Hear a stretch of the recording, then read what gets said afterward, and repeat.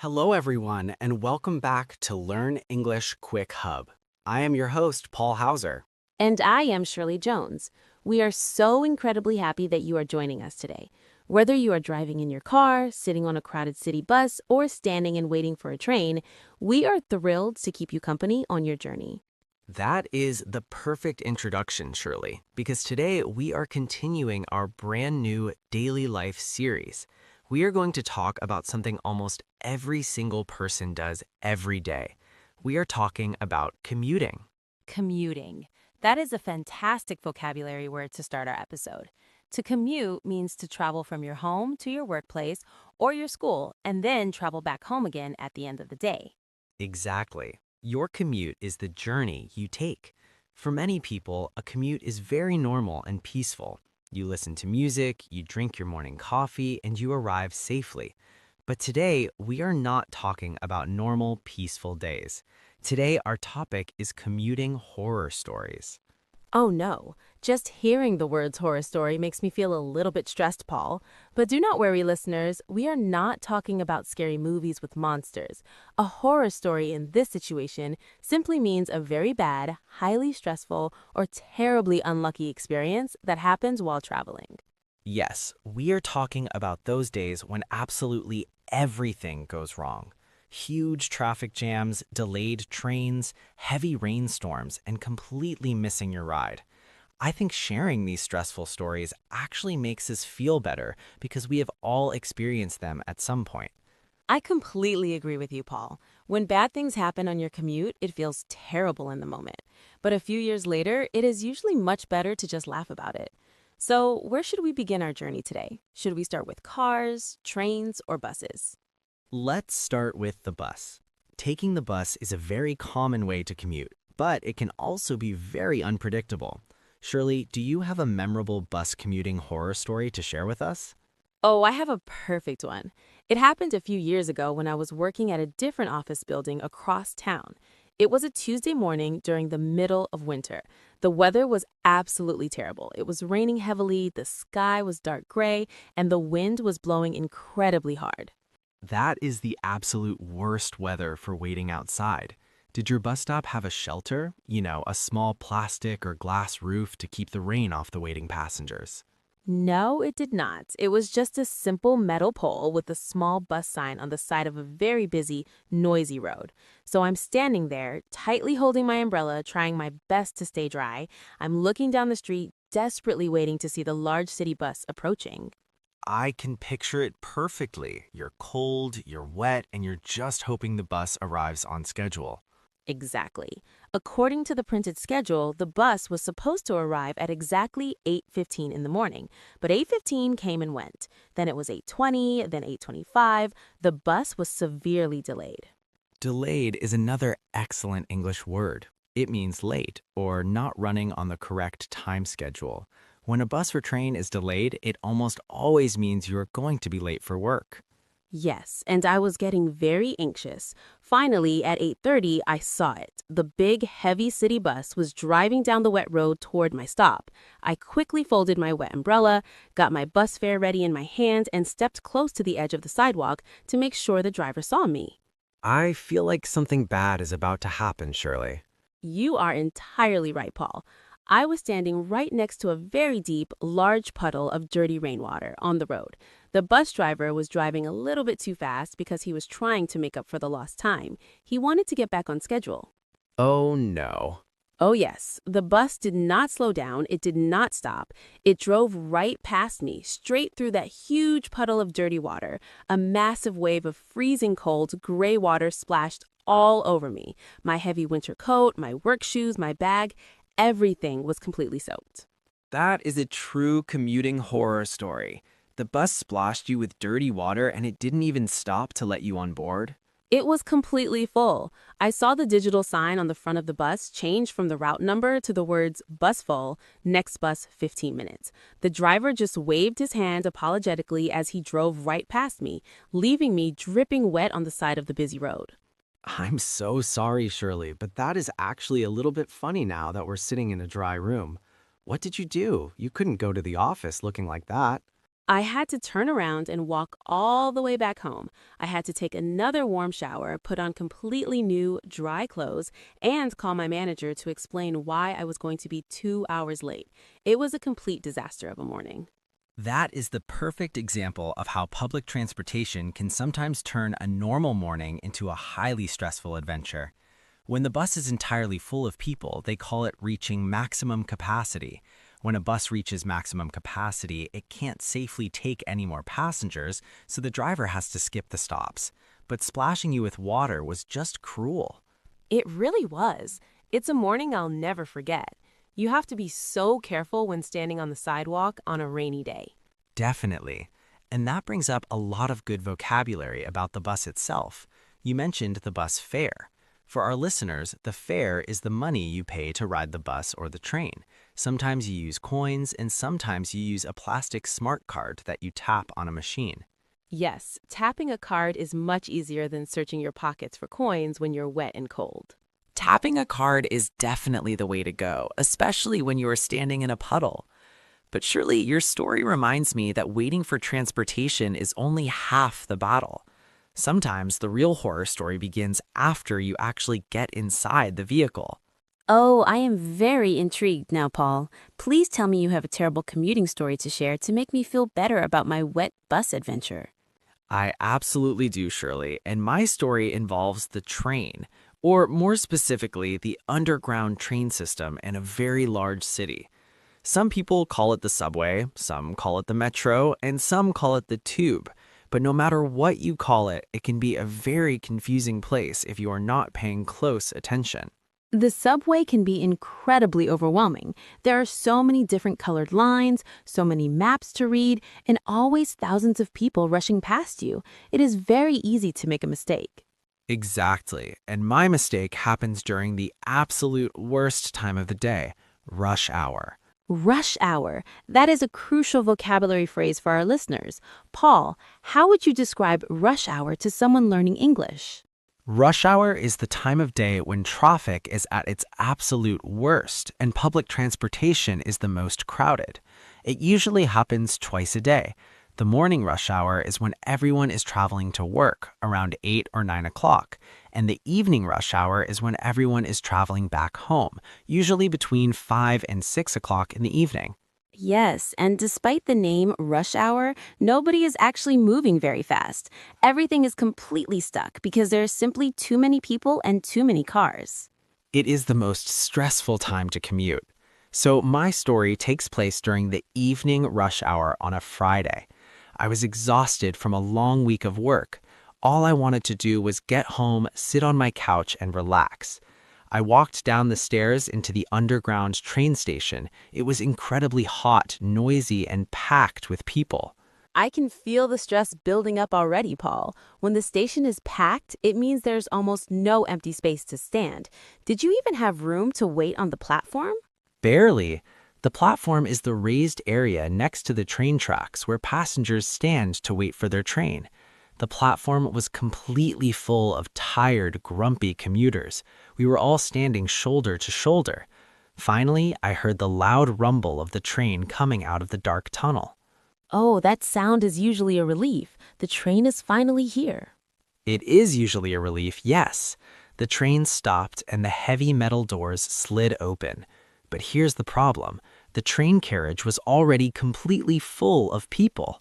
Oh no. The train carriage or the train car is the individual section of the train where the passengers sit or stand. If it was already full, how did you get inside? I had to squeeze my way in, Shirley. I pushed myself into the train carriage, apologizing to the people around me. "Excuse me, sorry, just squeezing in," I said. I was standing right next to the doors, pressed against the glass. The automated voice announced, "Stand clear of the closing doors," and the doors shut right behind my back. I was completely trapped in a sea of people. Being trapped on a crowded train is an awful feeling. You cannot move your arms, you cannot turn around, and it's usually very hot. But at least you were on your way home, right? You just had to wait a few stops. That is exactly what I thought, Shirley. My apartment was only 3 stops away on the local train. A local train is a train that stops at every single station along the route. It's slower, but it gets you exactly where you need to go. Wait a minute, Paul. You said you thought you were on a local train. Please tell me you did not get on the wrong train. I got on the wrong train, Shirley. Oh, Paul, no. Yes, because I was so tired and because I was just rushing to squeeze inside the doors, I did not look at the digital sign on the outside of the train. I did not realize until the doors locked that I had stepped onto an express train.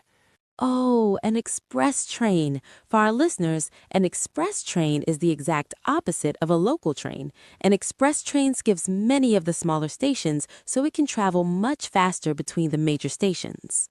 That is correct, and my small, quiet neighborhood was not a major station.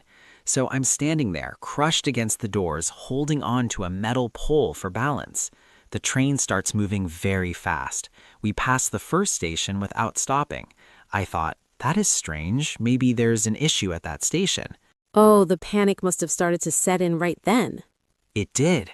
Then we approached my station, the second stop. I looked out the window on the door and watched my station fly by at full speed. We didn't even slow down. I just watched the sign with the name of my street disappear into the dark tunnel behind us. You watched your own neighborhood fly past you. What did you do? You were trapped. There was absolutely nothing I could do. I couldn't even reach into my pocket to get my phone to look at a map because my arms were pinned to my sides by the crowd. I just had to stand there and accept my fate. The express train continued at top speed for another 25 minutes, completely leaving the city center and taking me out into a distant suburb I had never visited before. 25 minutes in the wrong direction during Friday evening rush hour? That is a nightmare, Paul.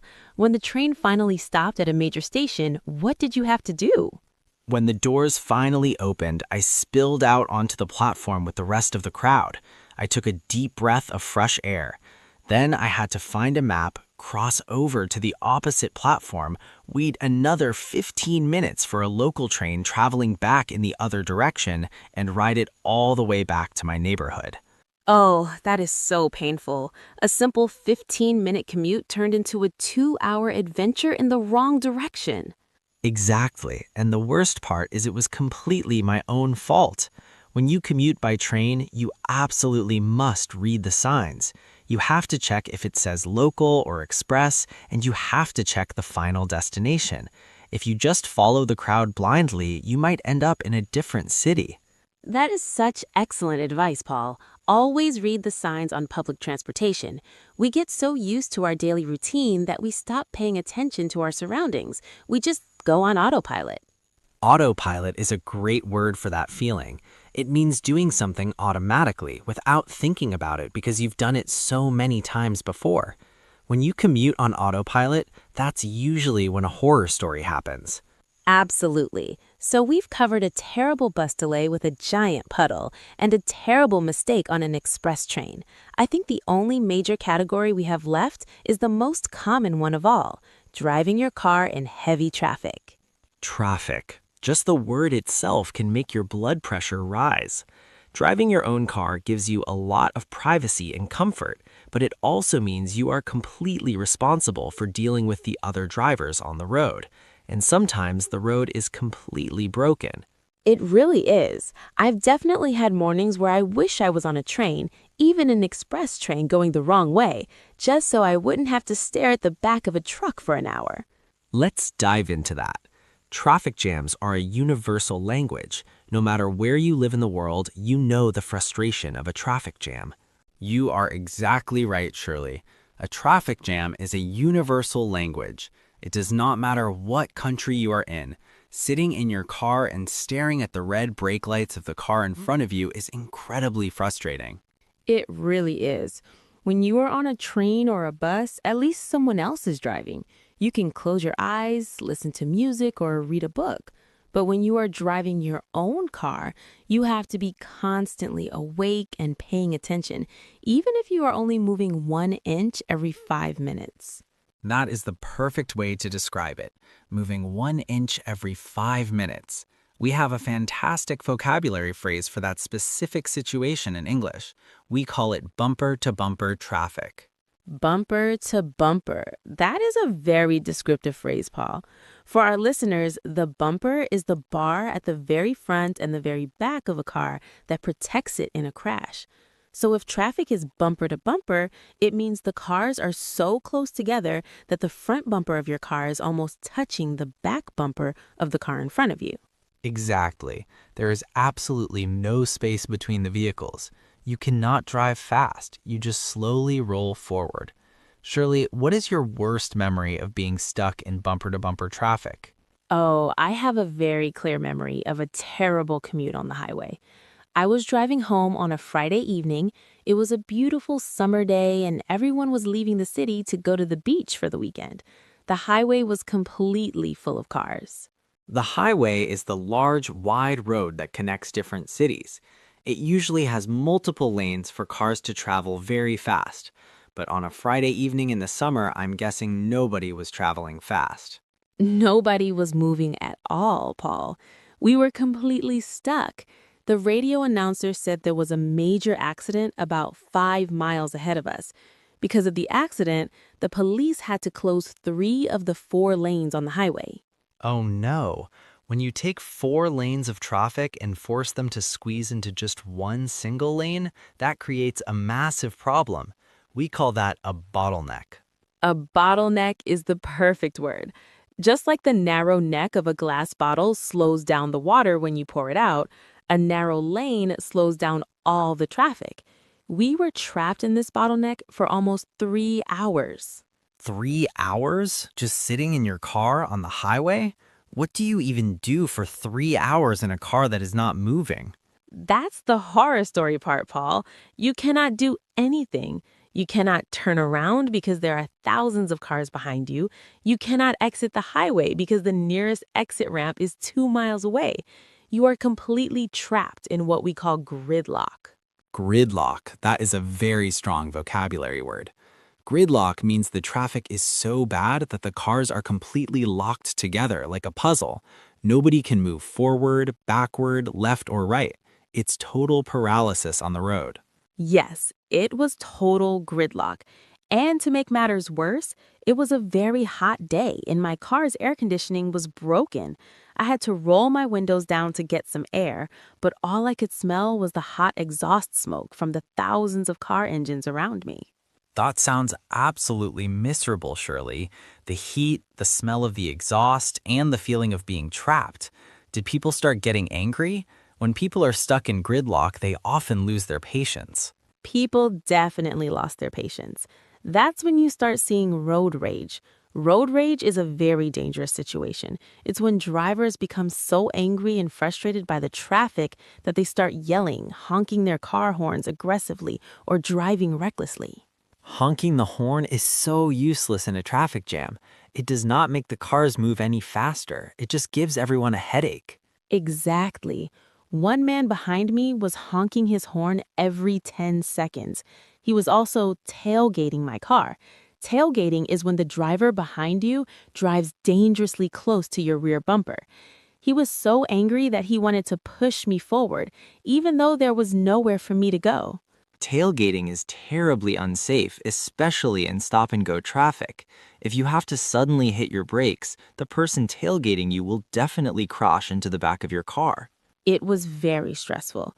I just gripped my steering wheel, turned up the volume on my radio, and tried to ignore him. Eventually, after 3 painful hours, I finally reached the exit ramp and was able to drive on the local quiet streets to get home. Wow, that's a true test of patience. When you finally pulled into your driveway, you must have been exhausted. I was so tired, I didn't even want to eat dinner. I just went straight to sleep. How about you, Paul? Do you have a traffic horror story, or are you always a lucky driver? I'm definitely not always lucky. I try to avoid the large highways for exactly the reason you just described. I hate feeling trapped. So my commuting strategy is to use the smaller local roads. I like to take what we call shortcuts. A shortcut, that's a great word. A shortcut is a different route that is supposed to be quicker and shorter than the normal main route. Supposed to be quicker is the key phrase there, Shirley. Shortcuts are wonderful when they work, but sometimes a shortcut becomes a very long, very bad mistake. Oh, I have a feeling your shortcut did not work out very well. It was a complete disaster. It was early in the morning and it was still dark outside. I was driving to an important meeting at a new office building. I looked at the map application on my phone and it showed a heavy red line on the main road. A heavy red line on a digital map always means bad news. It means heavy traffic or a delay. Exactly. So my phone suggested a shortcut through a quiet residential neighborhood. I turned off the main road and started driving down these small, dark streets. For the first 5 minutes, it was fantastic. There were no other cars. I felt like a genius. It's always a great feeling when you think you've outsmarted the traffic. Yes, but that feeling did not last long. Suddenly, I turned a corner and saw bright orange flashing lights. There were large orange traffic cones blocking the entire street and a huge sign that said detour. A detour. That is a very important word for drivers to know. When a road is closed for repairs or construction, the city will create a detour. A detour is a temporary alternative route that forces you to go a different way. Yes, and usually a detour sign has an arrow pointing you in the right direction. But this was a very small neighborhood street, and there were no other signs. I was completely lost in the dark. Oh no, being lost when you are already late for a meeting is incredibly stressful. What did you do? I tried to turn my car around, but the street was too narrow, so I had to slowly drive in reverse, backing up my car all the way to the previous intersection. An intersection is the place where two or more roads cross each other. Driving in reverse in the dark is very difficult. Did you make it back to the intersection safely? I did, but then things got even worse. I decided to try a different side street to find my way back to the main road. I was driving a little bit too fast because I was panicking about being late. Suddenly, I heard a massive, loud bang from the front of my car. My entire car shook violently. Oh my goodness, Paul. Did you crash into something? I didn't crash into another car, Shirley. I crashed into a massive pothole. A pothole. Oh, those are the absolute worst enemies of a car. For our listeners, a pothole is a deep, dangerous hole in the surface of the road. They are usually caused by bad weather, heavy rain, or freezing ice that breaks the pavement. This pothole was huge. Because it was dark and because the streetlights were broken in that neighborhood, I didn't see it until it was too late. My front tire hit the sharp edge of the hole very hard. Did it damage your car? Within 30 seconds, I heard a terrible flapping noise coming from my tire. Flap, flap, flap. My steering wheel started pulling heavily to the right side. I knew exactly what had happened. I had a flat tire. A flat tire, that is the ultimate commuting horror story. A flat tire is when all the air escapes from the rubber tire, usually because it was punctured or torn by something sharp, like a pothole or a nail. It was completely flat. The rubber was torn. So there I was. It was 6 a.m. in the morning. It was completely dark. I was lost in an unfamiliar neighborhood. I was going to be late for an important meeting, and I had a flat tire. That is a terrible situation, Paul. Did you know how to change the tire yourself, or did you have to call a tow truck? A tow truck is a large truck that comes to rescue broken cars and pulls them to a repair shop. I could have called one, but I knew it would take hours to arrive. Luckily, I knew how to change the tire, but it's not a clean job. Changing a tire on the side of the road is very dirty and dangerous work. It really is. I had to open the trunk of my car, take out the heavy metal jack, lift the car up in the air, and use a wrench to take off the broken wheel. My hands were covered in thick black grease and dirt from the road. My nice, new, clean white dress shirt that I wore for my meeting was completely ruined. Oh, Paul, you had to go to an important meeting covered in black grease? I finally put the small temporary spare tire on the car, drove slowly to the office, and walked into the meeting room 45 minutes late. Everyone stared at me. I looked like a mechanic who had just crawled out from under a truck. I am so sorry that happened to you, but it's a perfect example of why commuting can be so unpredictable. You try to be smart and take a shortcut, but the detour, the pothole, and the flat tire completely ruined your morning. It surely did. It taught me a very valuable lesson, though. Sometimes it's better to just stay on the main road and sit in the slow traffic rather than risking a shortcut in the dark. That is You know, Shirley, we just spent all that time talking about the terrible stress of flat tires, deep potholes, and sitting in gridlock. It is very easy to get angry when you are trapped in a car, but there is a completely different side to traffic jams that we have not mentioned yet. a different side. What do you mean, Paul? Is there actually a positive side to being trapped on the highway for hours? Well, maybe not positive, but definitely highly entertaining. When traffic comes to a complete stop and nobody is moving, you have a lot of time to look through your windows at the other drivers around you. And let me tell you, people do some incredibly strange and funny things inside their cars when they think nobody is watching. Oh, that is so true, Paul. It is absolutely fascinating. It's a psychological phenomenon. When people sit inside their cars with the doors locked and the windows rolled up, they feel like they are in a completely private room. Exactly. We call it the private bubble. A bubble is a fragile ball of air, but in this case, it means an invisible shield. Drivers feel like their car is a safe, invisible bubble. They forget that their car is entirely surrounded by clear glass windows, and everyone in the lane next to them can see exactly what they are doing. It is hilarious because they are sitting in the middle of a public road with thousands of people around them, but they act like they're in their own bathroom at home. That is the perfect comparison, Shirley, because the bathroom is exactly what some people turn their cars into. Have you ever looked over at the car next to you and seen someone doing their entire morning grooming routine? Oh, constantly. Applying makeup while driving is incredibly common, but it also looks incredibly dangerous. I once sat in bumper-to-bumper traffic next to a woman who was treating her driver's seat like a professional beauty salon. A beauty salon in the driver's seat. What was she doing? She had the small sun visor pulled down. The sun visor is the little board above your head that you pull down to block the bright sunlight. And on the back of the sun visor, there's usually a small mirror. Yes, the vanity mirror. It's meant for a quick check, maybe to see if you have food in your teeth before a meeting. Well, she was not doing a quick check. She had a full bag of cosmetics sitting on the passenger seat next to her. While she was slowly pressing the gas pedal and rolling forward in traffic, she was using a very sharp pencil to draw dark lines around her eyes. We call that applying eyeliner. Applying eyeliner while moving a heavy vehicle? One sudden stop and she could poke her eye out. That's exactly what I was thinking. Every time the traffic moved forward a few inches, she would drop the pencil, grab the steering wheel, drive for 2 seconds, hit the brakes, and then immediately pick up the pencil again.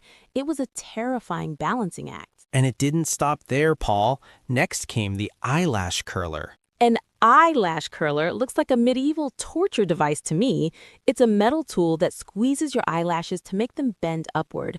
Using that in traffic is incredibly risky. It was. She was holding this metal tool directly up to her eye, looking up into the tiny mirror, completely ignoring the road in front of her. I was so nervous for her. I wanted to roll down my window and shout, "Please just wait until you get to the office parking lot." People try to multitask way too much on their commute. Multitasking means trying to do 2 or 3 different activities at the exact same time, like driving a car and doing your makeup. Or, in my favorite observation, driving a car and eating a massive, complicated breakfast. Eating in the car is very common, Paul. Most people grab a coffee and maybe a quick pastry or a bagel. That's not so strange, is it? A bagel is perfectly fine. A bagel is dry and easy to hold in one hand. But I'm talking about people who try to eat a full, sit-down meal with a knife and a fork while navigating morning rush hour. A knife and a fork? No way. You're joking, Paul. I wish I was joking, Shirley. Last month, I was stuck at a very long red traffic light. I looked in my rearview mirror. The rearview mirror is the small rectangular mirror attached to the front windshield that lets you see what's happening behind your car. Right, so you were watching the driver directly behind you. Exactly. The man in the car behind me had a large white ceramic bowl balanced perfectly on his steering wheel. He was holding a metal spoon in his right hand. He was eating a giant bowl of milk and cereal. Milk and cereal? That's a terrible idea for a car ride. It's entirely liquid. It's the worst possible choice. Every time he had to move his foot from the brake pedal to the gas pedal, the car would jerk forward and the milk would splash over the sides of the bowl. He was trying to steer the car with his knees so he could keep both hands free to hold the bowl and the spoon. Steering with his knees? That's so dangerous and completely illegal. He must have been making a terrible mess inside his car. I'm absolutely sure his pants and his car seats were covered in sticky, sweet milk by the time he got to work. But he didn't seem to care. He was just aggressively chewing his cereal and staring straight ahead. It's amazing the lengths people will go to in order to save 5 minutes of time in the morning. It really is. They sacrifice their safety and the cleanliness of their car just so they can sleep for 5 more minutes before leaving the house. But you know, Shirley, not all of these strange car behaviors are dangerous. Some of them are just pure, joyful entertainment. I think I know exactly what you're going to say, Paul. Are you talking about the performers? Yes, the passionate performers. My absolute favorite thing to see in traffic is a driver who is having a private concert in their car. Oh, the passionate car singer. That's a classic. When you're listening to your favorite song and the music is turned up extremely loud, it's very hard not to sing along. But some people don't just sing along quietly, Paul. They put their entire soul into the performance. We have a great phrase for this, to belt out a song. When you belt out a song, it means you're singing at the absolute top of your lungs, as loud and as powerfully as you can possibly be. I saw a man doing exactly this just a few days ago. He was driving a small silver car and his windows were rolled up tightly. I couldn't hear any music coming from his car, so it looked completely silent from my point of view. But his face was completely red, his mouth was wide open, and he was grabbing his chest with his hand like he was singing the most emotional love song in history. Oh, that is the best, Paul, the silent concert. Because you can't hear the music, they look completely crazy. They're lip-syncing perfectly, tossing their head back, closing their eyes on the high notes. Yes, closing their eyes. That's the part that always worries me just a little bit. You still need your eyes open to drive, but he was so lost in the music. And then the drum solo started. The steering wheel drum solo. Exactly. He started hitting the top of his steering wheel with the palms of his hands, matching the rhythm of the imaginary drums. Bam, bam, smash. He was drumming on the steering wheel, bouncing up and down in his seat, completely oblivious to the fact that I was sitting right next to him, laughing my head off. Oblivious is a fantastic vocabulary word for our listeners, Paul. When you're oblivious, it means you have absolutely no idea what's happening around you. You're completely unaware of your surroundings. This man was entirely oblivious to the traffic jam. He was in his own world. He was in a packed stadium performing for 50,000 people in his mind. I actually felt a little bit jealous. He was having a fantastic morning commute, while I was just sitting there feeling bored and tired. That's the wonderful thing about music, isn't it? It can completely transform a miserable gray traffic jam into a fun experience. But there's another type of talking in the car that is the exact opposite of a happy concert. Are you talking about the angry debaters? Yes, the intense, angry conversations. Have you ever looked into the car next to you and seen someone who looks furiously angry, shouting and waving their arms around, but there is absolutely nobody else in the car with them? I see that all the time. Sometimes you look closely and you realize their phone is connected to the car's Bluetooth system. They're having a hands-free phone call. Hands-free phone calls are great for safety, but they look very strange from the outside. You just see a person pointing their finger at the empty passenger seat, shaking their head and yelling, "No, I told you the report was due on Thursday." It looks like they're having an intense argument with a ghost. But you know, Shirley, sometimes there's no phone call at all. Sometimes people are just talking to themselves. Talking to themselves? You mean like practicing a speech? Exactly. The car is the perfect place to practice a difficult conversation you need to have later in the day. If you're going to ask your boss for a promotion or a raise in your salary, you might practice what you're going to say while you drive. That makes perfect sense. You use the commute to prepare yourself mentally. Listen, boss, I've worked here for 3 years and I deserve a promotion. You can say it loud, test different tones of voice, and no one will judge you. Or if you had a terrible argument with a friend the night before, the car is the place where you think of all the clever things you should have said. You have the entire argument again, all by yourself, and this time you win. I should have said this, and then they would have said that. It's a great way to release stress, honestly. The car acts like a moving therapy office. You can yell, cry, sing, or talk to yourself. And when you finally park the car and step outside, you feel much calmer. A moving therapy office. I really like that description, Shirley.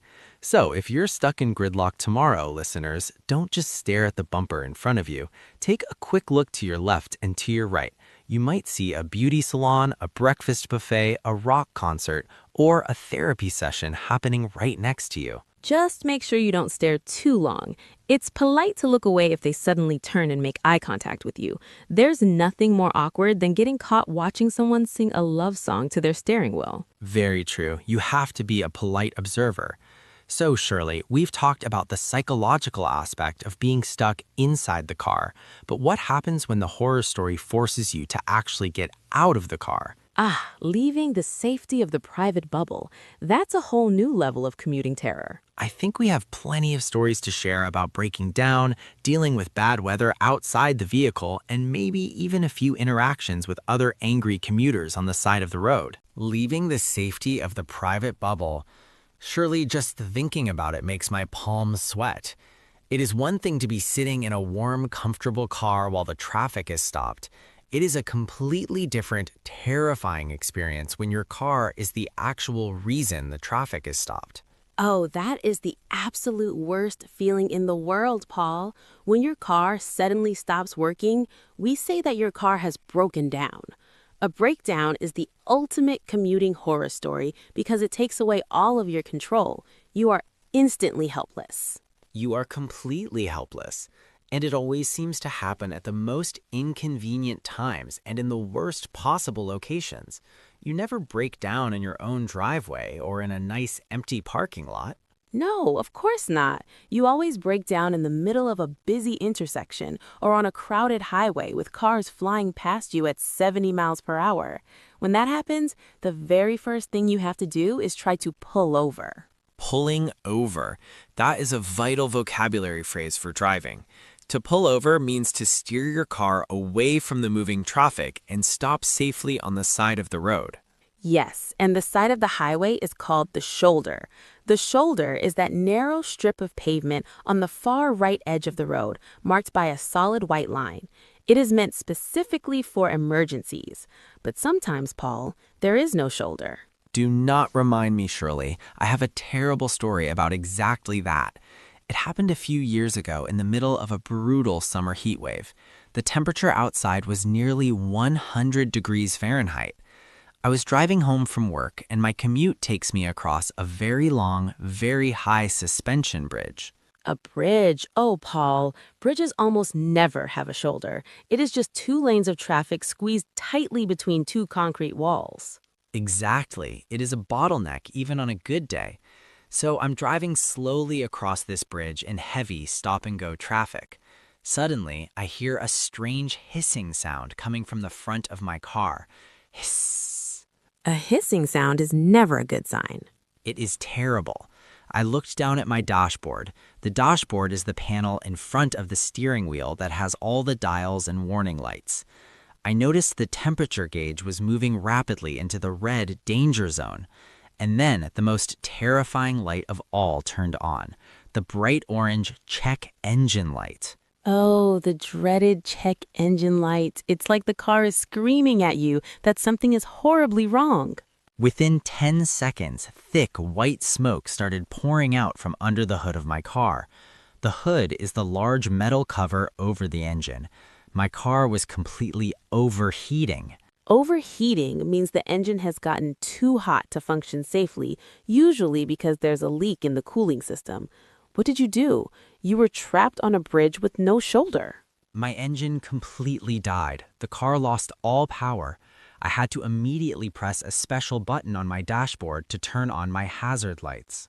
Hazard lights are those blinking orange lights on all four corners of the car. They warn the other drivers that your car is broken and you are a danger on the road. Yes, I was sitting perfectly still in the right lane of a two-lane bridge. I had effectively cut the highway capacity in half.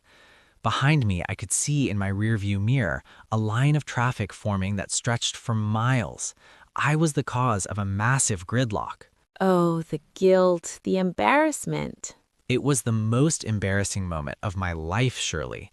I couldn't get out of the car because there was no safe place to stand, and cars were aggressively squeezing past me in the left lane. Dealing with the other drivers is the hardest part. How did they react as they drove past your broken car? Oh, they were furious. As they slowly squeezed past my smoking car, people would roll down their windows just to yell at me. They would honk their horns violently. I got so many dirty looks. A dirty look is an angry, judgmental facial expression. People were glaring at me as if I broke my car on purpose just to ruin their evening. That is so unfair. Nobody wants their car to break down. You were a victim of a mechanical failure, and they were treating you like a criminal. I know. I wanted to hold up a sign that said, "I'm sorry, I'm having a worse day than you are." I had to sit in that baking hot car for an hour and a half, sweating profusely, waiting for a police officer to arrive and block the lane so a tow truck could finally rescue me. That is a spectacular horror story, Paul. I can feel the heat and the embarrassment just listening to you. Overheating in the summer is awful, but breaking down in the winter brings a completely different kind of terror. Cold weather and cars do not mix well. Do you have a freezing winter breakdown story, Shirley? I do, and this story involves the classic sinking feeling of a dead battery. A dead battery, or as some people call it, a flat battery. It means your car has absolutely no electrical power. None at all. This happened in the middle of January. I had stayed very late at the office to finish a project. By the time I walked out to the large, empty employee parking lot, it was 9 o'clock at night. It was pitch black outside and the temperature was well below freezing. Pitch black and freezing cold, the perfect setting for a horror story. It gets worse. A massive blizzard had started while I was inside working. A blizzard is a severe snowstorm with high, freezing winds and very low visibility. There was already 4 inches of snow on the ground and the wind was howling. Oh, Shirley, I'm getting nervous for you. I ran to my car, shivering, completely covered in snow. I brushed the snow off the door handle, unlocked it, and jumped inside the freezing cold cabin. I put my key in the ignition to start the engine. I turned the key, expecting to hear the strong roar of the engine. But what did you hear instead? Click, click, click. Nothing else. Just a weak, rapid clicking sound. The dashboard lights flickered slightly and then went completely dark. The battery was entirely dead. The freezing cold temperatures had drained all the energy from it. That clicking sound is the most heartbreaking noise in the world when you're cold and tired. You're sitting in a metal box that is basically a freezer. What were your options? I had to get a jump start. A jump start. That is an excellent mechanical vocabulary term. For our listeners, a jump start is when you use heavy electrical cables to connect the dead battery of your car to the strong working battery of another person's car. The good battery transfers power and shocks your engine back to life. Yes, you need 2 things for a jump start. A set of jumper cables, those long, thick wires with metal clamps on the ends, and most importantly, you need a kind stranger with a working car. Ah, the kind stranger. Finding one in an empty parking lot during a blizzard is like finding a needle in a haystack. It was terrifying. I had a set of jumper cables in my trunk, but I was the only person left in the parking lot. I had to step back outside into the howling wind and heavy snow. I opened my hood, which is the universal sign for "my car is broken, please help me." Yes, an open hood is an international distress signal. I had to walk to the edge of the parking lot near the main road and try to flag down a passing car. To flag down means to wave your arms wildly to get a driver's attention and ask them to stop. Standing on the side of a snowy road in the dark, waving your arms, you were completely vulnerable. We use the word stranded for this. You were stranded, meaning you were stuck in a difficult place with no way to leave. I was incredibly stranded, and the horrible truth is, Paul, people are very hesitant to stop for a stranger in the dark. 6 or 7 cars drove slowly past me. I could see the drivers look at me through their snowy windows, but they just kept driving. I understand why they're scared, but it's so difficult when you're the person freezing in the snow. Did someone finally stop? Finally, after 20 painful minutes of shivering in the blizzard, a small, old pickup truck pulled into the parking lot. An older gentleman stepped out. He didn't even ask what was wrong. He saw the open hood, saw the jumper cables in my freezing hands, and immediately pulled his truck nose to nose with my car. Ugh, what a feeling of relief, a true hero of the commute. He was an absolute angel. He attached the red and black clamps to the battery terminals, told me to turn the key, and my engine roared back to life instantly. I thanked him over and over again, let my car warm up for 10 minutes, and finally began my terrifying, slow drive home in the snow. The kindness of strangers can be a beautiful thing, especially when the commute turns into a nightmare. We rely on each other so much when things go wrong on the road. We really do. Your story of the angry drivers on the bridge and my story of the kind stranger in the snow really showed the two opposite sides of human nature during a commute. That's a brilliant observation, Shirley. Commuting brings out the absolute worst in some people, but it can also bring out the absolute best. It forces us to interact with our community whether we want to or not. Speaking of interacting with the community, we've talked about buses, trains, and cars, but there are a few other, more physically demanding ways to get to work that come with their own unique set of horror stories. Are you talking about the brave and sometimes crazy people who try to outsmart the traffic by not using an engine at all? Exactly. I think it's time we discuss the brave and sometimes crazy world of commuting on a bicycle or simply walking to work. Oh, the stories we could tell about walking through the city. Oh, the stories we could tell about walking through the city. You are absolutely right, Shirley. When you leave the heavy metal box of your car or you step off the crowded bus, you are completely exposed to the world. You are no longer protected by a private bubble. You are entirely exposed, and there are two main groups of people who choose to commute this way. We have pedestrians and cyclists. Those are two very important vocabulary words. A pedestrian is simply a person who is walking on the sidewalk or crossing the street, and a cyclist is a person who is riding a bicycle. Exactly. Now, in theory, being a pedestrian or a cyclist sounds like the perfect commute. You are getting wonderful exercise, you are breathing fresh air, you are not polluting the environment with car exhaust, and you never have to sit in gridlock. In theory, it sounds like a beautiful, healthy dream. But in reality, the city streets can be a very dangerous and unforgiving place. The physical environment is completely against you.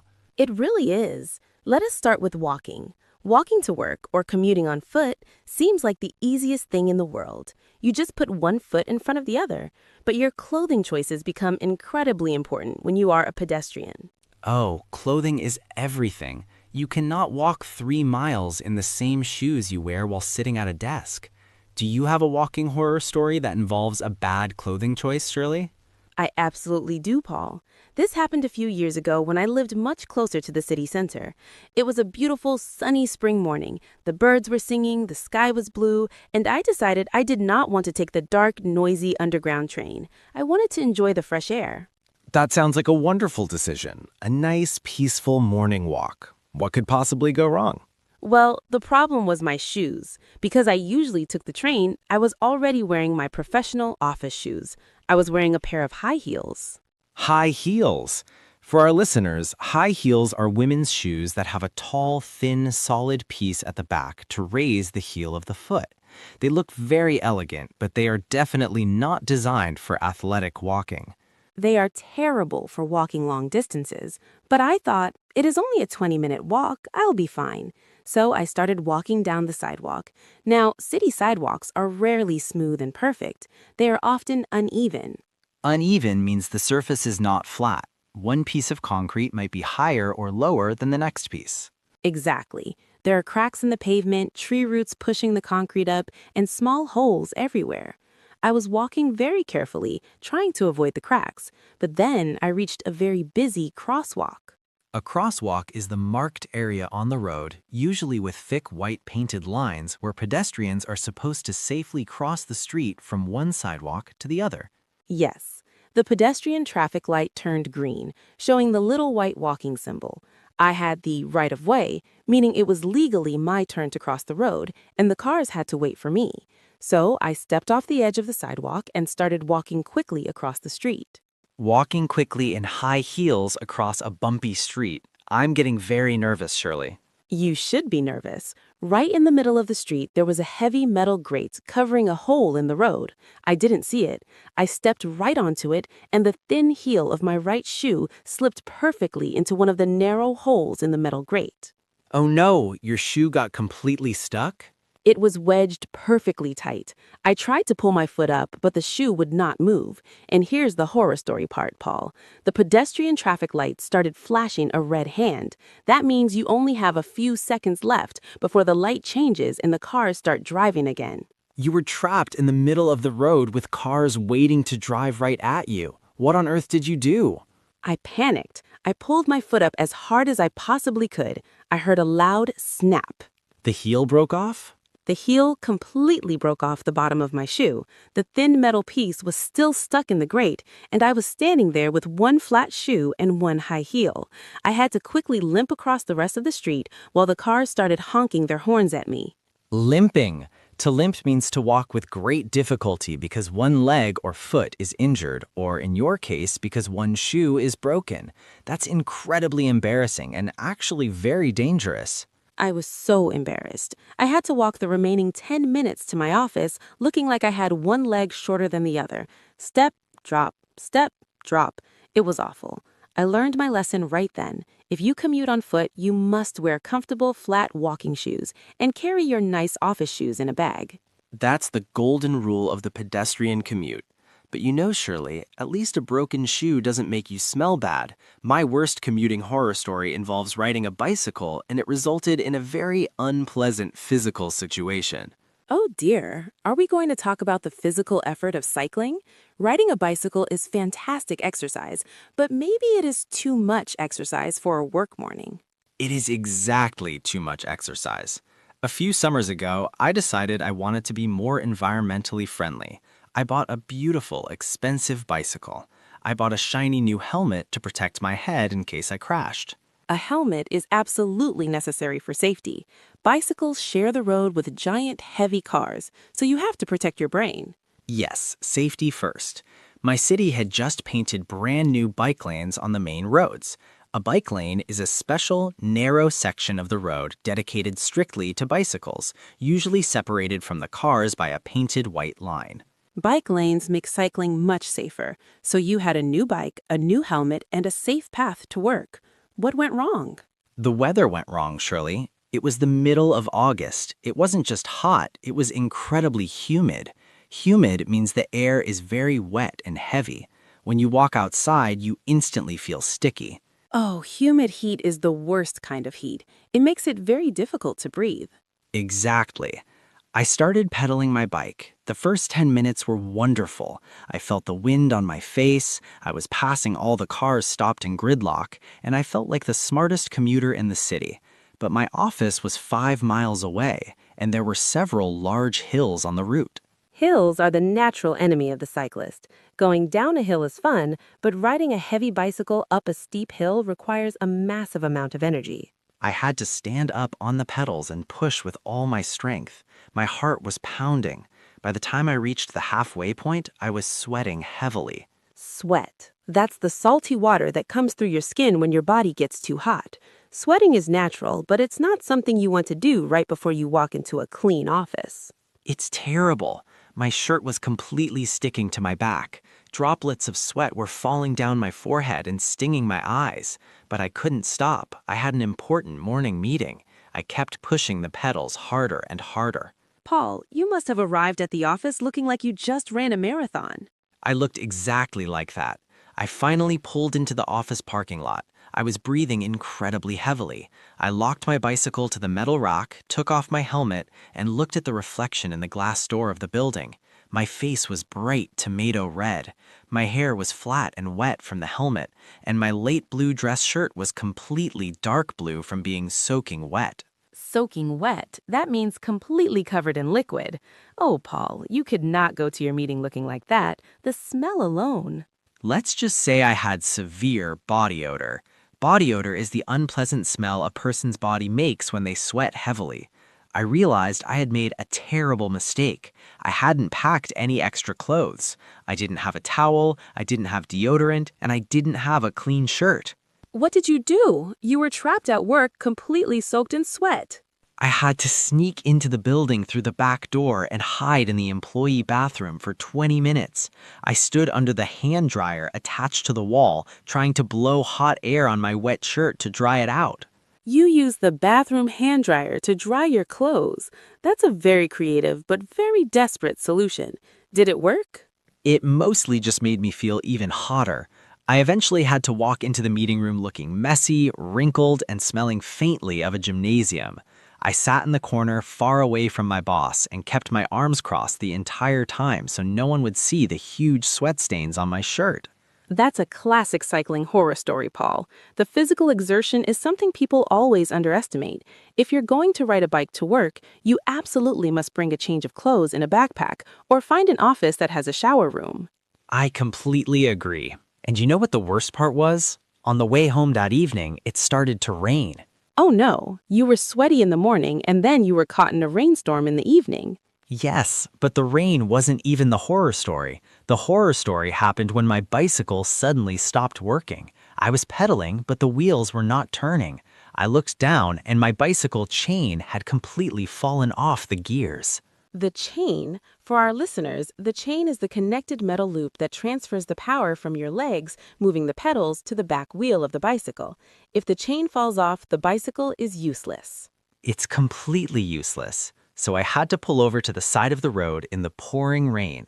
I had to use my bare hands to grab the greasy, oily metal chain and try to pull it back onto the sharp metal teeth of the gears. Bicycles are covered in dark grease to keep the metal parts moving smoothly. I'm guessing your hands got very dirty. My hands were completely black with thick grease, and because it was raining, the grease mixed with the water and spread all over my hands and my wet clothes.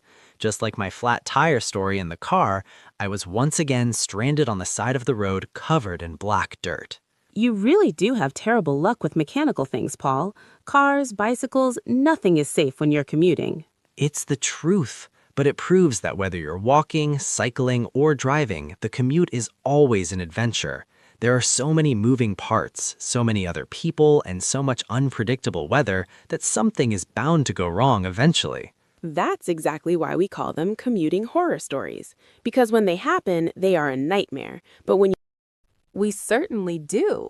Because, Paul, when you are stressed out, freezing cold, or completely exhausted from riding a broken bicycle in the rain, your brain stops working perfectly. And when your brain is tired on your commute, you start to forget things. Oh, forgetting things. That is a completely different kind of commuting horror story, Shirley. When you are rushing to catch a train or running to jump on a bus before the doors close, you are not paying attention to your personal items. Exactly. We call these personal items your belongings. Your belongings are the things that you own and carry with you, like your bag, your coat, your keys, and your phone. And public transportation is the #1 place in the world where people lose their belongings. It is a black hole for lost items. Every major train station and bus terminal in the world has a specific room dedicated to this problem. It is called the Lost and Found Department. The Lost and Found. It is exactly what it sounds like. It is a room where the transportation workers keep all the lost items that they find on the empty trains and buses at the end of the night. Have you ever had to visit the Lost and Found room, Paul? Unfortunately, yes, I have visited it more times than I want to admit. But before I tell my embarrassing story, let us talk about the most common things people lose. If you walk into a lost and found room, what is the very first thing you are going to see hundreds of? Oh, that's easy. Umbrellas. Thousands and thousands of umbrellas. Exactly. Why do we always lose our umbrellas? Well, think about the situation, Paul. You wake up in the morning and it's pouring rain. You take your big, wet umbrella and you step onto a warm, crowded bus. You cannot hold a wet umbrella against your clean clothes, so you hang it on the back of the seat in front of you, or you put it on the floor between your feet. That makes perfect sense. You want to keep the wet water away from you. Yes, but then you ride the bus for 30 minutes. You read a book, you look at your phone, and you completely zone out. Zoning out is a fantastic phrasal verb for our listeners. When you zone out, it means you completely lose your focus. You're staring out the window, but you're not really seeing anything. Your mind is completely blank, or you are daydreaming. Exactly. You're zoned out. Then, suddenly, the automated voice announces your stop. You realize you're going to be late for work. You jump out of your seat in a panic. You push past the other passengers. The doors open. You step out onto the dry sidewalk, and the bus drives away. And the sun is shining. It stopped raining while you were on the bus. Yes, because it's not raining anymore, your brain completely forgets that you even own an umbrella. You just walk to your office. It is not until 3 days later, when it rains again, that you realize your favorite umbrella is currently riding around the city on bus number 42. It's the classic commuting mistake. We misplace things. Misplace is a great vocabulary word. It means you have lost something temporarily because you forgot where you put it. You didn't throw it away, you just misplaced it. Umbrellas, gloves, and winter hats are definitely the most misplaced items. I cannot tell you how many times I've seen a single, lonely black glove sitting on a train seat. It's completely useless to the person who only has the left glove now. It's true, but losing a glove or an umbrella is just a minor annoyance. A minor annoyance is a small problem that makes you a little bit angry, but it doesn't ruin your life. My lost and found story is much worse than a minor annoyance. It was a complete panic attack. Oh no, Paul. What did you lose? Please do not tell me you lost your laptop with a big presentation on it. Worse, Shirley, I lost my wallet. Your wallet. Oh, my heart just dropped for you. Losing your wallet is an absolute nightmare. Your wallet holds your entire life. It really does. Your wallet contains your valuable belongings. Valuable means things that are worth a lot of money or are very important to you.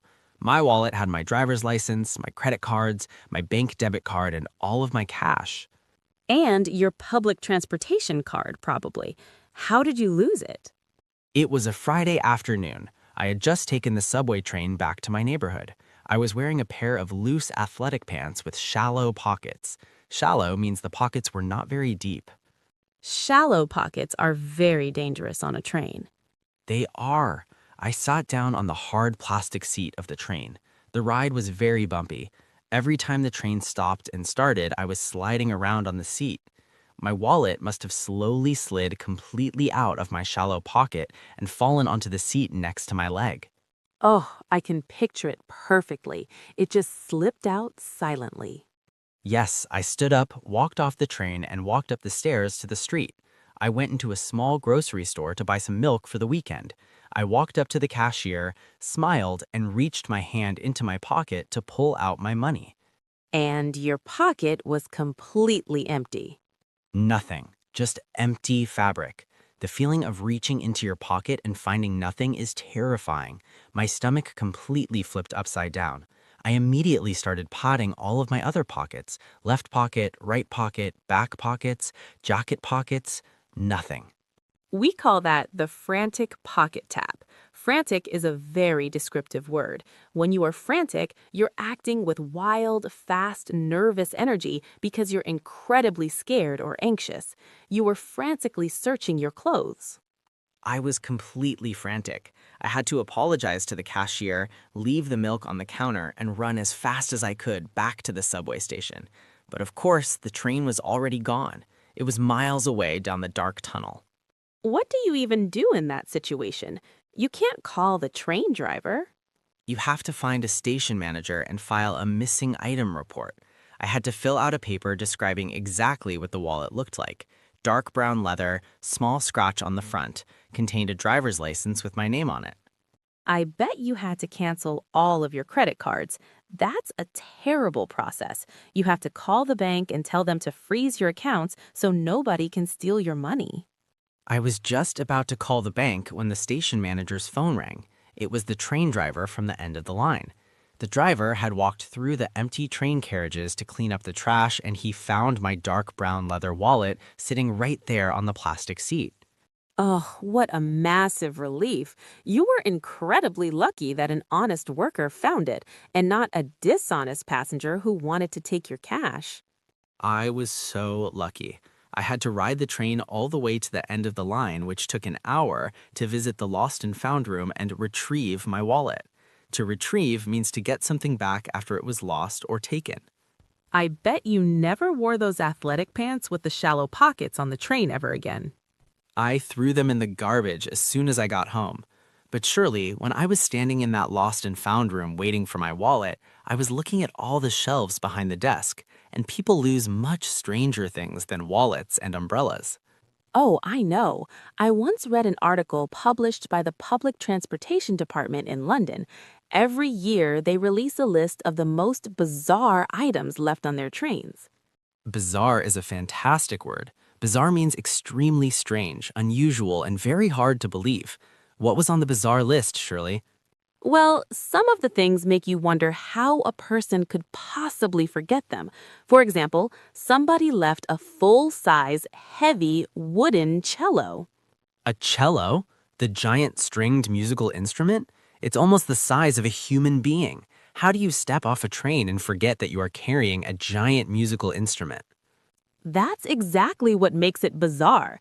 Did the musician just walk out with empty hands and think, oh well, my hands feel very light today? It makes no sense, but it gets weirder, Paul. Somebody else left a glass jar filled with artificial teeth. Artificial teeth? You mean dentures? Fake teeth that older people wear in their mouths? Yes, fake teeth in a jar. Why did they take them out of their mouth on a public train, and why did they leave them behind? It's a complete mystery. That is terrifying and hilarious at the same time. I actually have a story about finding a bizarre item myself. I didn't lose it, but I was the person who discovered it on my morning commute. Oh, please share.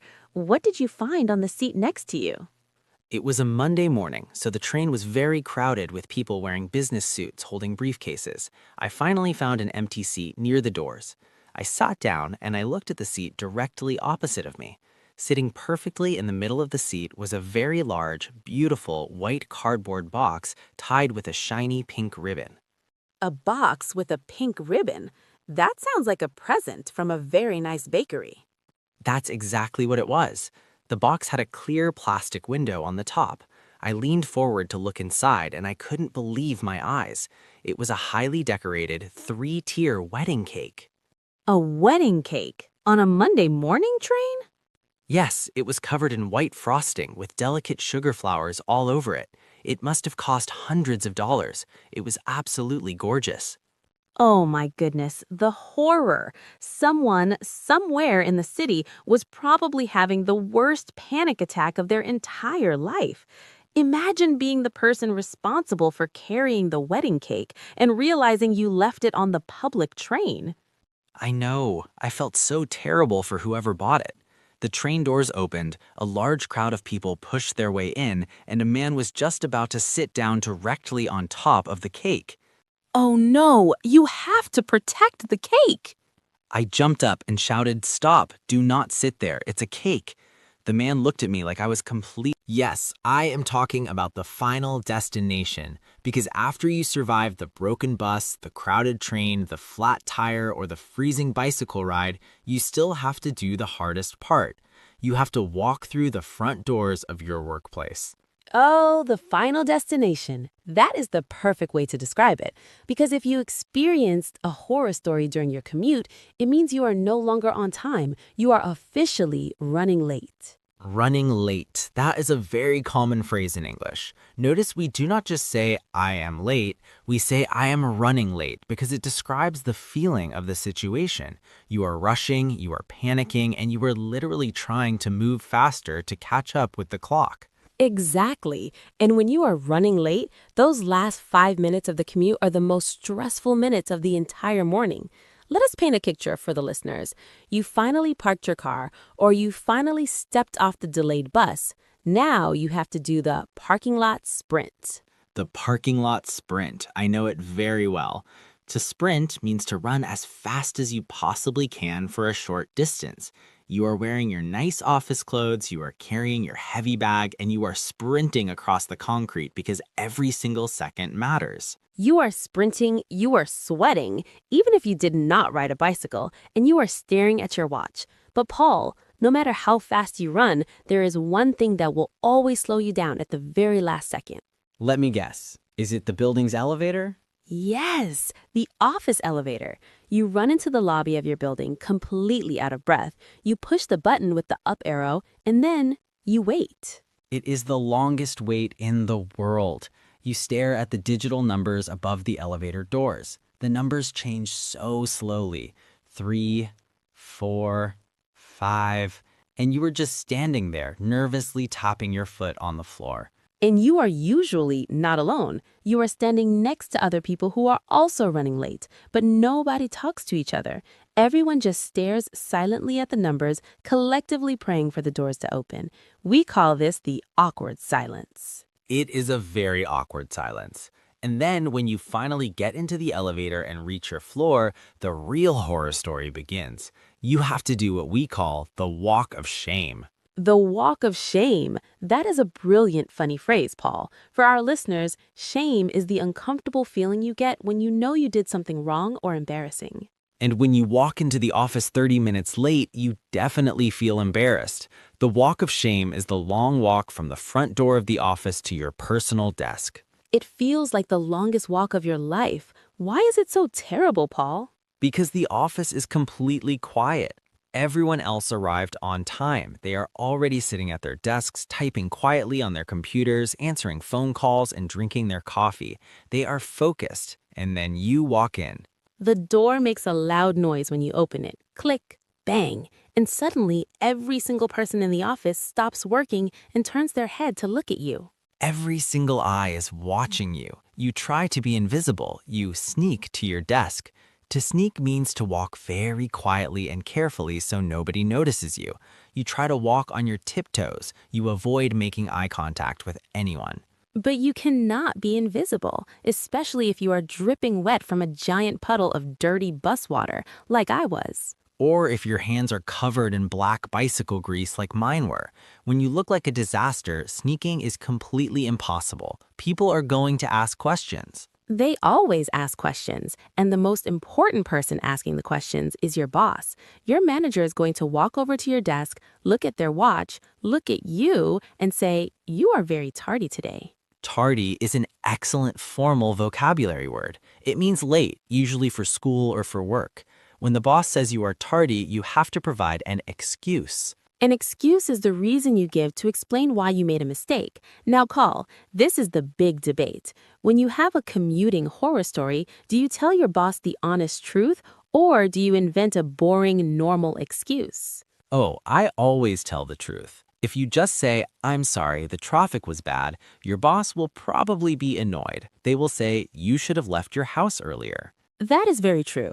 Traffic is a predictable problem. You cannot use it as an excuse every day. Exactly. But if you look at your boss and say, "I'm so sorry I am late. I was taking a shortcut through a dark neighborhood. I hit a massive pothole. My tire exploded. I had to change the wheel in the dark, and I'm currently covered in black grease," what can they possibly say to that? They have to forgive you. It's too specific and too terrible to be a lie. They will actually feel sympathy for you. Sympathy means feeling sorry for someone else's bad luck. Yes, if your story is crazy enough, it turns the walk of shame into a badge of honor. You didn't just arrive late, you survived a battle against the city infrastructure. I agree completely, Paul. When I finally arrived at work after the bus splashed me with dirty puddle water, I did not try to hide it.